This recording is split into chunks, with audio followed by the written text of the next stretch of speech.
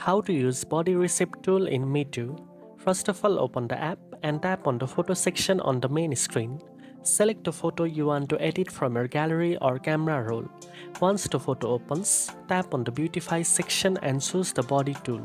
Here you can adjust areas like waist, legs, shoulders or overall body shape.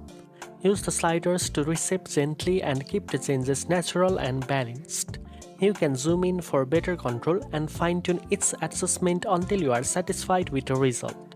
Using the body reshape tool in Meitu allows you to improve posture appearance, enhance proportions, and create polished photos for social media or personal use. Combine this tool with skin smoothing, filters, and brightness adjustments for a complete and professional edit. Don't forget to save your photo in high quality after finishing. Now you know how to use body reshape tool in Meitu. If you found this video helpful, don't forget to like, share and subscribe for more editing tips.